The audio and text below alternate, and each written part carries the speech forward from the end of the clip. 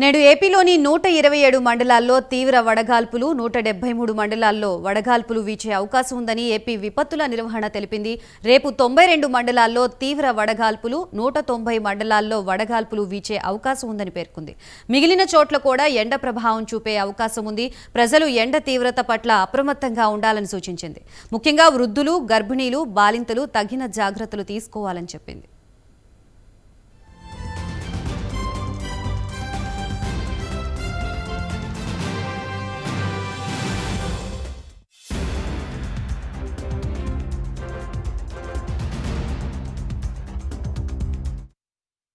Right, ఇదే అంశానికి సంబంధించి మరింత సమాచారాన్ని మా ప్రతినిధి శ్రీనివాస్ అందిస్తారు. శ్రీనివాస్,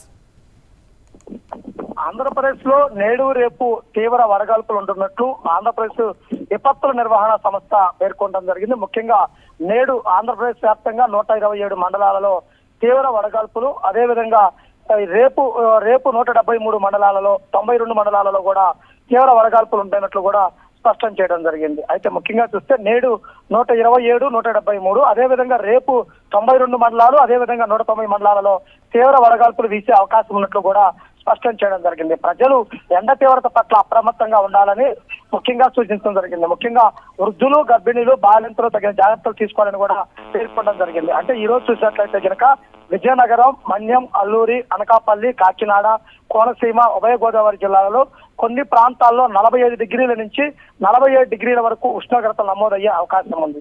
అదేవిధంగా ఏలూరు, కృష్ణా, ఎన్టీఆర్, గుంటూరు, పల్నాడు, బాపట్ల, ప్రకాశం, నెల్లూరు కొన్ని ప్రాంతాలలో కూడా 45 డిగ్రీల నుంచి 47 డిగ్రీల ఉష్ణోగ్రత నమోదయ్యే అవకాశాలు ఉన్నట్లు కూడా స్పష్టం చేయడం జరిగింది.